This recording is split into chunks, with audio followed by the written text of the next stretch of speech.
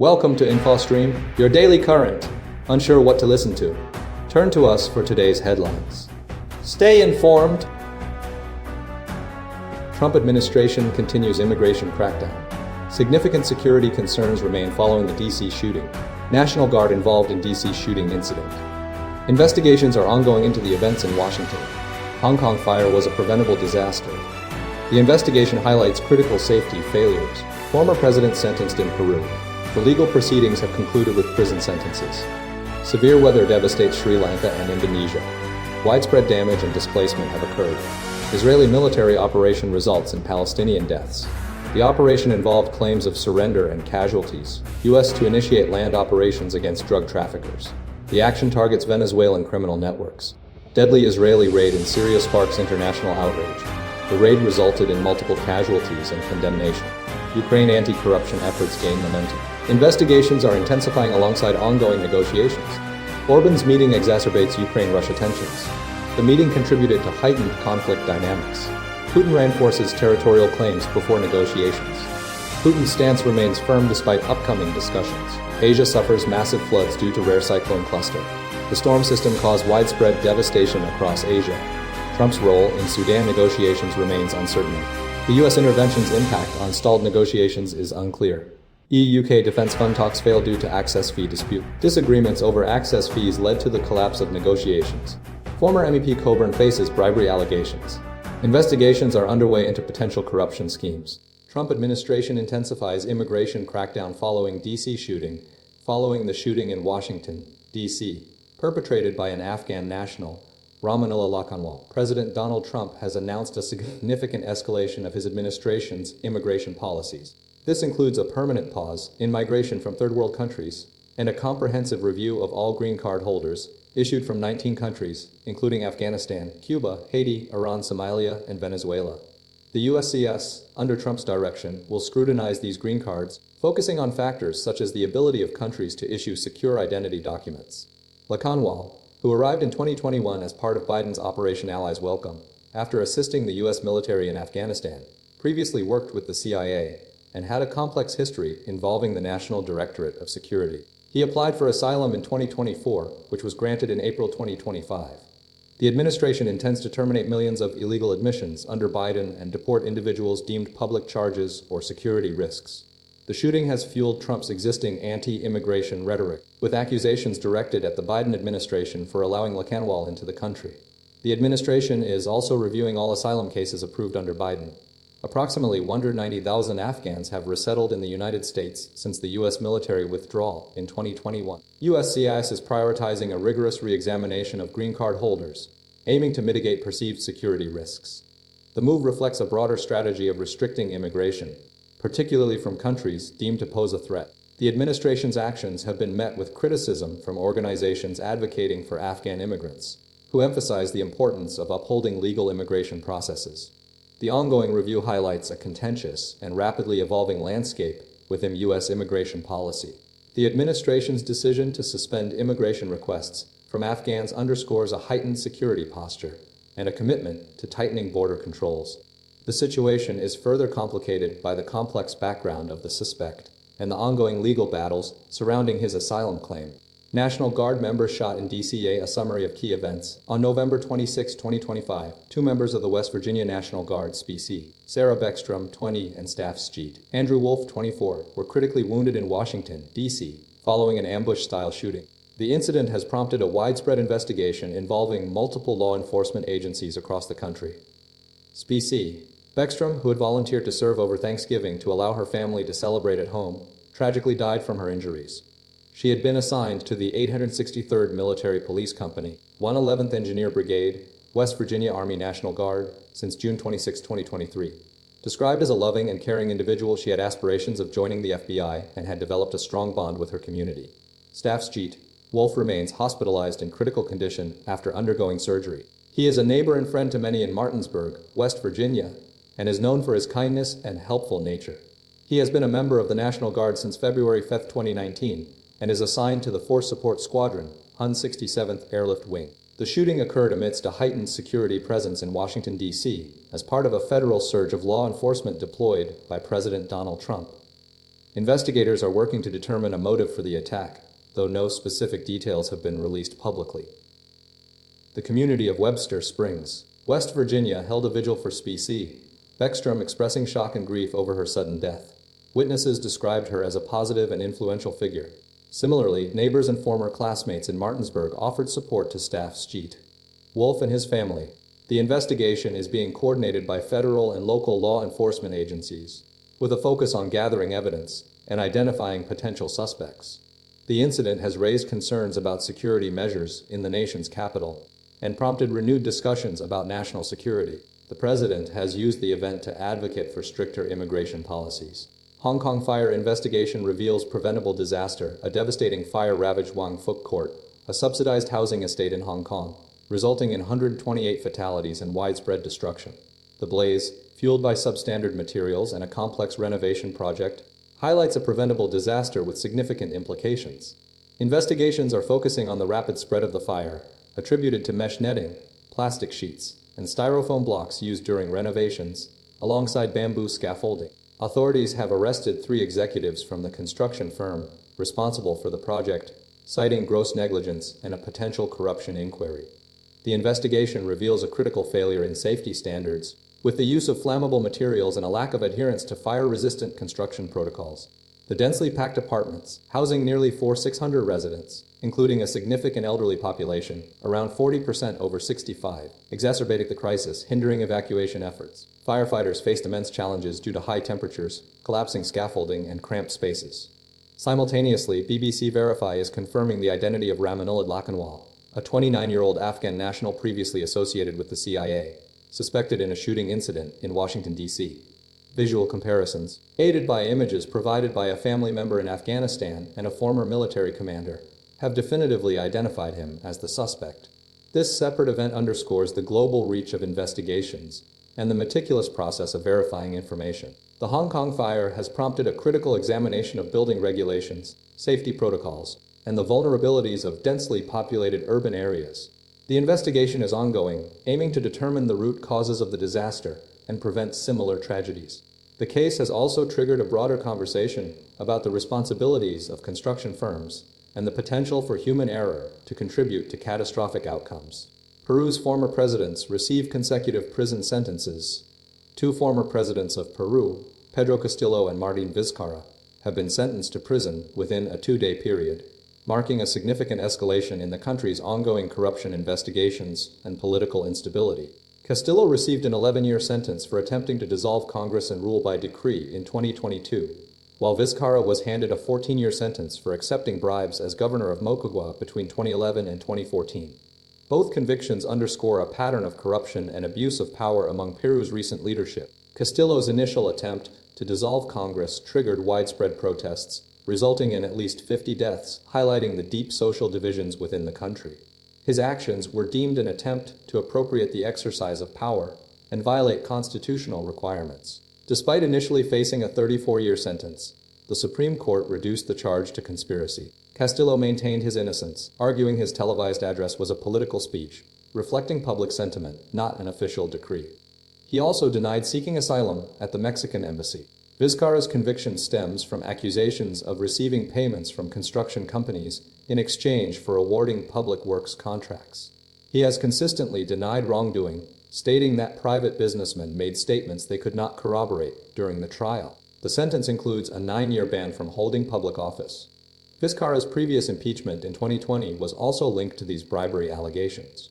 The cases have contributed to a cycle of political turmoil in Peru, with 7 presidents serving in 7 years. Other former presidents, including Alejandro Toledo, Ollanta Humala, and Pedro Pablo Kuczynski, have also faced corruption charges and imprisonment. Castillo's imprisonment, alongside those of other former leaders, adds to a growing list of individuals incarcerated due to corruption. The Vacunagate scandal, involving irregular COVID-19 vaccinations among top officials, including Vizcarra, further complicates the political landscape. José Jury, who replaced Vizcarra in Congress, is now the president of Peru. The ongoing legal battles and convictions represent a sustained challenge to Peru's democratic institutions and a reflection of deep-seated corruption within the nation's political system. Devastating weather impacts Sri Lanka and Indonesia. Severe weather events, including flooding and landslides, have caused widespread devastation in Sri Lanka and Indonesia, resulting in numerous fatalities and displacement. In Sri Lanka, at least 56 people have died and 21 remain missing due to torrential rains and landslides triggered by Cyclone Ditwa. The disaster, one of the worst the country has experienced in recent years, has particularly affected the central tea-growing district of Badulla, where a landslide destroyed homes overnight, claiming 21 lives. The cyclone's impact has led to widespread disruption, with 21 train services cancelled and numerous homes washed away. Concerns have been raised regarding a stranded bus near the Kalawiwa Reservoir complex, prompting the deployment of armed forces and the authorization of a helicopter rescue operation. 3 successful airlifts were conducted by the Sri Lankan Air Force, including one dramatic rescue from a coconut tree. The Disaster Management Center has issued a red-level flood warning for the Kalani River Valley, including the capital, Colombo, urging residents to relocate to higher ground. Meanwhile, in Indonesia, the impact of extreme weather extends beyond Sri Lanka. Flooding and displacement are also affecting communities in North Sumatra. Residents are reporting severe shortages of basic necessities, including cooking oil and vegetables, with prices skyrocketing. A kilogram of chili peppers has reportedly doubled in price. Petrol supplies are critically low, with many queuing for hours at gas stations only to return home empty-handed. Sporadic blackouts continue to disrupt daily life, and schools remain closed for the remainder of the week. The situation highlights the broader regional impact of extreme weather events and the urgent need for assistance and resources to affected communities. The combined disasters underscore the vulnerability of nations to rapidly intensifying weather patterns and the importance of preparedness and disaster relief efforts. Israeli military kills 2 Palestinians claiming surrender in West Bank operation. In a deadly incident in the West Bank involving the killing of 2 Palestinian men, who appeared to be surrendering, is under intense scrutiny. The event occurred during a wide-scale Israeli military operation in the city of Jenin, part of a months-long campaign targeting Palestinian armed groups. Both the BBC and CNN have reported on the incident, highlighting differing perspectives and accusations. The Israeli military asserts the men, identified as 26-year-old Al-Muntasir Mahmoud Qasim Abdullah and 37-year-old Youssef Ali Yousasa, were wanted individuals affiliated with a terrorist organization, involved in activities including throwing explosives and firing at security forces. The military claims a surrender procedure, lasting several hours, was initiated, followed by gunfire directed at the men after they exited the building following the use of an engineering vehicle. Palestinian authorities, including the Palestinian Authority and Palestinian Islamic Jihad, strongly condemn the killings as war crimes and field executions. They state the men were engaged in a firefight with Israeli forces before being besieged and ultimately killed. The PA emphasizes the incident's violation of international law and humanitarian values. Israeli National Security Minister Itamar Ben-Gvir has voiced full support for the involved border police fighters and IDF soldiers, stating terrorists must die. He praised their actions, further fueling the controversy. The operation in Jenin is linked to a broader Israeli strategy to combat Palestinian armed groups, particularly following the October 2023 Hamas attack. Since that event, Israeli forces have been involved in numerous military operations in the West Bank, resulting in the deaths of over 1,000 Palestinians, including civilians and armed group members, according to the UN. Simultaneously, Israeli officials report at least 44 Israelis have been killed in Palestinian attacks, or during Israeli military operations. The ongoing conflict continues to escalate tensions and raise serious concerns about human rights and international law. The incident is currently under investigation by field commanders and will be transferred for review by the relevant authorities. U.S. to launch land action against Venezuelan drug traffickers. President Donald Trump announced that the United States is preparing to initiate land-based operations targeting alleged drug trafficking networks within Venezuela, stating the actions would commence very soon. This follows recent efforts to deter traffickers who have shifted from sea routes. Trump's declaration stems from multiple high-level briefings and a heightened U.S. military presence in the region. Part of Operation Southern Spear, the administration has designated the Cartel de los Soles, a term primarily referencing corrupt government officials rather than an organized crime group, as a foreign terrorist organization, potentially authorizing fresh sanctions against Nicolas Maduro's assets and infrastructure. Despite earlier reports suggesting the U.S. was not planning to launch strikes inside Venezuela due to a lack of legal justification, as determined by the Justice Department's Office of Legal Counsel, Trump's statement indicates a shift in strategy. The Pentagon has deployed over 15,000 troops and more than a dozen warships, resulting in the deaths of over 80 individuals during boat strikes. Crucially, the administration is attempting to operate independently of Congress, asserting the ability to continue lethal strikes without congressional approval, referencing a Justice Department opinion. This bypasses the decades-old War Powers Law, which typically requires congressional involvement for military actions. While acknowledging potential future actions, the administration's approach prioritizes rapid deployment and enforcement, focusing on disrupting drug trafficking networks through targeted operations. The shift in strategy underscores a determination to aggressively confront the issue, even without explicit congressional support. The designation of the Cartel de los Soles as a foreign terrorist organization is a key element of this strategy, broadening the scope of potential sanctions and actions. Deadly Israeli raid in Syria kills 13 sparks international condemnation. An Israeli military operation in the southern Syrian village of Beit Jin resulted in the deaths of at least 13 people, including women and children, according to Syrian state media. The operation, carried out Friday, was aimed at detaining members of the Jamaah Islamiyah militant group, who Israel claims were planning attacks against Israeli civilians. 6 Israeli soldiers were injured, 3 seriously, during the clashes. Israeli forces infiltrated the village on the edge of the occupied Golan Heights, engaging in face-to-face combat, as depicted in released bodycam footage. The IDF reported that residents of Beit Jin confronted the soldiers, leading to a firefight and subsequent airstrikes. The Syrian Foreign Ministry vehemently condemned the attack, labeling it a war crime due to the reported targeting of civilians. The Syrian Observatory for Human Rights, SOHR, reported that a building collapsed during the operation. Israeli authorities confirmed the capture of the 2 Jamaah Islamiyah members, who were taken back to Israel. Prior to the operation, Israeli forces had been conducting routine operations in the area, targeting Syria's military infrastructure and weaponry in an attempt to prevent their use by Islamist rebels. The incident occurred amidst ongoing Israeli military interventions in southern Syria, driven by distrust of Islamist rebels and a desire to protect the Druze minority. These interventions have added pressure on the new Syrian government of Ahmed al-Sharaa, who seeks to rebuild Syria following a decade-long civil war. Syria's foreign ministry accused Israel of a savage and deliberate bombardment and the loss of a family of 5. The operation triggered large-scale displacement of residents, fleeing the bombardment, despite several direct talks between Israeli Prime Minister Benjamin Netanyahu and al-Sharaa to discuss security arrangements. A permanent agreement has not been reached. Al-Sharaa recently visited the White House to discuss the situation. The IDF stated the operation was part of ongoing routine operations in the area. Ukraine anti-corruption investigation intensifies amidst negotiations. Recent developments have seen Ukrainian anti-corruption agencies conducting searches at the residence of Andriy Yermak, President Volodymyr Zelensky's chief of staff, amid ongoing negotiations and a burgeoning domestic corruption scandal. The National Anti-Corruption Bureau, NABU, and the Specialized Anti-Corruption Prosecutor's Office, SAP, initiated the searches, asserting full cooperation from Yermak and providing legal representation. The investigation centers around allegations of a $100 million embezzlement scheme within the energy sector, specifically targeting kickbacks and influence over state-owned companies like Enerhodem.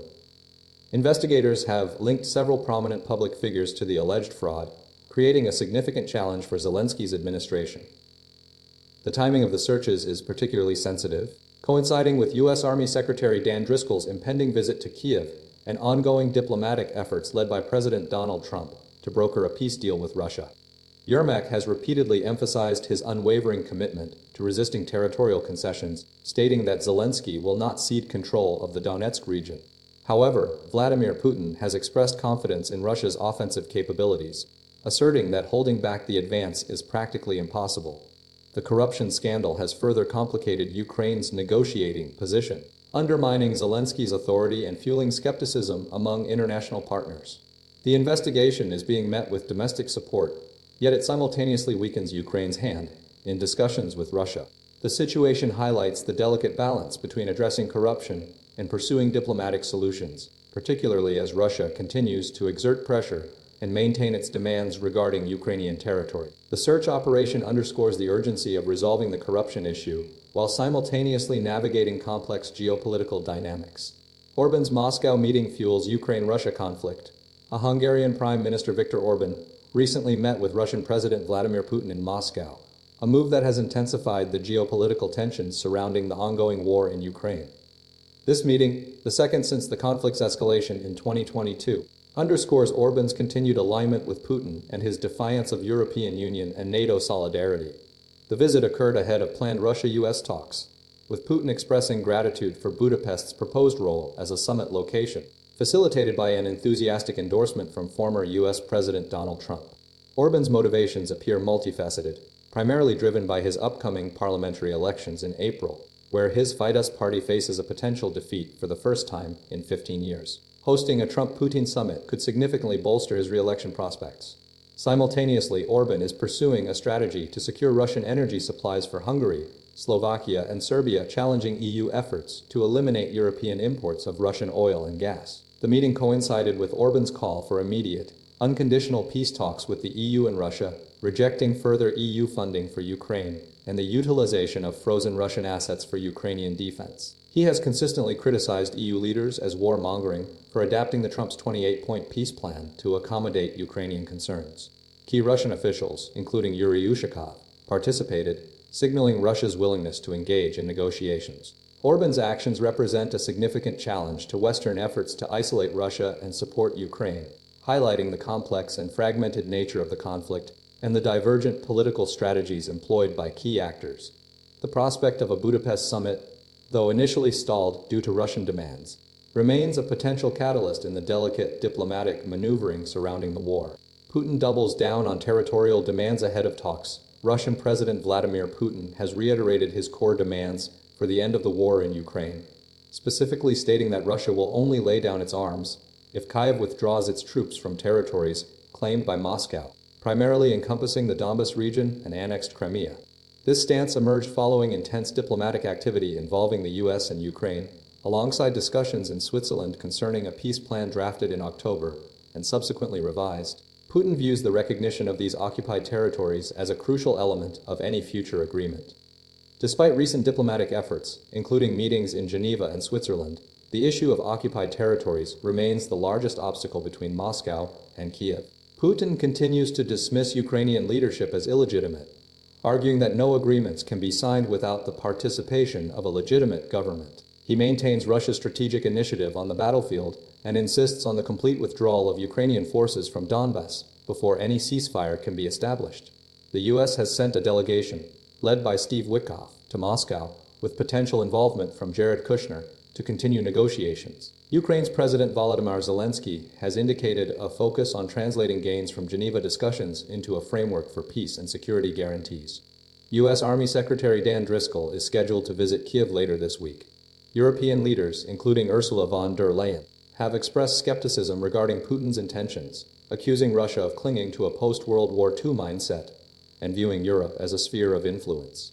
Ukraine remains under martial law, preventing scheduled elections, and the Ukrainian parliament has affirmed Zelensky's legitimacy. Despite optimistic statements from the White House and Donald Trump, European views remain cautious, particularly concerning Russia's commitment to a genuine resolution. The situation remains complex with significant disagreements over territory and the future of Ukraine. Rare Three-Cyclone storm cluster causes devastating Asia floods. A rare and devastating storm cluster, potentially involving 3 cyclones, has triggered catastrophic flooding across Indonesia and other parts of Asia, leaving a trail of destruction and loss of life. Satellite imagery and verified footage from the West Sumatran village of Sangiang Baka offer a stark visual representation of the scale of the disaster. The BBC Verify Live team has documented the immediate impact on the community, revealing the destructive power of the floodwaters. Specifically, satellite imagery pinpointed a large wooden building, identifiable by its Surugadang prayer room dome, collapsing under the force of the surging river. Further upstream, a Blue Roof Junior High School, operated by the Muhammadiyah Islamic Educational Society, was completely submerged, with only the roof remaining visible. The floodwaters reached such a height that they engulfed the surrounding area, with verified footage showing water reaching waist-high levels, even 100 meters from the river's edge, passing a distinctive pink house. The disaster has resulted in over 170 fatalities on the Indonesian island of Sumatra, with 79 individuals still missing. Thousands have been displaced from their homes, and Indonesian authorities are actively utilizing airlifts to deliver essential aid to isolated communities like Sangiang Baka. The situation highlights the increasing vulnerability of low-lying areas to extreme weather events and underscores the urgent need for improved disaster preparedness and response mechanisms in the region. The convergence of multiple cyclones created an unprecedented weather pattern, amplifying the destructive potential of the floods. Trump's intervention in Sudan, a potential shift amidst stalled negotiations. Donald Trump's recent pledge to intervene in the ongoing conflict in Sudan, spurred by a personal request from Saudi Crown Prince Mohammed bin Salman, has generated cautious optimism while simultaneously highlighting the complexities of achieving a resolution. The conflict, a 2-year-old war between the Sudanese armed forces and the Rapid Support Forces, has displaced nearly 12 million people and created the world's largest humanitarian crisis. Despite Trump's commitment, diplomatic efforts remain stalled, with Sudan's top general recently rejecting a ceasefire proposal and accusing mediators of bias. The U.S., alongside Saudi Arabia, the UAE, and Egypt to the Quad, has been working to broker an end to the fighting, but Trump's direct engagement represents a significant shift. Cameron Hudson, an Africa analyst, believes Trump is uniquely positioned to facilitate a short-term resolution, primarily by mediating among the outside powers who have become involved, including Turkey, Egypt, Qatar, and Saudi Arabia. However, significant obstacles persist. The conflict is fueled by external support, particularly alleged UAE arms supplies to the RSF, which has drawn condemnation from U.S. lawmakers and a UN panel. Despite concerns, the Trump administration has not publicly pressured the UAE, largely due to existing strategic interests, specifically the Abraham Accords. Furthermore, Trump's family has business ties to the UAE, creating potential conflicts of interest. Experts suggest that Trump's influence is more likely to be directed at the external actors rather than the warring parties themselves, the RSF and SAF. Jeffrey Feltman, a former U.S. Special Envoy, agrees that a serious reduction in violence is necessary, but acknowledges the U.S. lacks direct leverage over the warring generals. Manal Taha, a Sudan security and peace process expert, emphasizes that a ceasefire alone will not address the deep-seated issues, including generational trauma and the tribal ethnic dynamics fueling the conflict. The situation remains incredibly challenging, with the U.S. attempting to navigate a complex web of external interests and internal divisions within Sudan. The intervention's ultimate success remains uncertain, dependent on the ability to exert pressure on key actors and address the fundamental causes of the prolonged conflict. EU-UK defense fund talks collapse over access fee negotiations between the UK and the European Union to allow British defense firms' participation in the EU's £150 billion defense loan scheme have failed to conclude due to a dispute over an entry fee. The Security Action for Europe, a SAF initiative, launched in March to aid EU rearmament following Russia's invasion of Ukraine, was intended to provide long-term loans for ammunition, artillery, and military drones.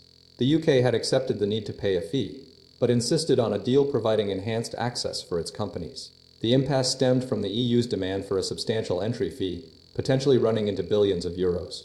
Without a separate agreement, UK firms would be limited to supplying 35% of the value of finished products under the scheme. This limitation emerged as the EU countries prepared to submit their initial bids by a Sunday deadline, setting a critical timeframe for the first round of funding. 19 out of the 27 EU nations have already applied for loans, with Poland receiving the largest allocation at €43.7 billion, followed by Romania $16.6 billion and Hungary and France at $16.2 billion each. The breakdown in talks is considered a frustrating setback by the British Defence Industry Lobby Group, ADS, led by Kevin Craven, who expressed continued optimism for a potential resolution. The failure coincides with broader reset negotiations within UK-EU relations, encompassing reductions in post-Brexit border checks on food products and linking the UK to the EU's carbon trading regime. Discussions regarding an electricity trading deal could commence in the new year, following EU country instructions by the end of next month. Canada is also engaged in talks to participate in the scheme, with the European Commission hoping to secure an agreement before the Sunday deadline. The overall aim of the SAF initiative remains to bolster EU defense capabilities, but the stalled negotiations highlight ongoing challenges in establishing a comprehensive partnership following Brexit. Former MP Coburn Dani's involvement in pro-Russian bribery scheme, the BBC has reported on a former Brexit Party and UK Independence Party, UKIP MP David Coburn, who vehemently denies receiving payments for making pro-Russian statements as part of a bribery scheme orchestrated by disgraced former MP Nathan Gill. The investigation centers around WhatsApp conversations between Gill and Oleg Voloshin, a former Ukrainian parliament member, revealing a plan to pay Gill and another MEP, identified as David, for promoting pro-Russian narratives. The scheme involved the Ukrainian oligarch Viktor Medvedchuk, Gill's key ally and godfather to Putin's daughter. Gill was convicted last week of 8 counts of bribery and sentenced to 10.5 years imprisonment.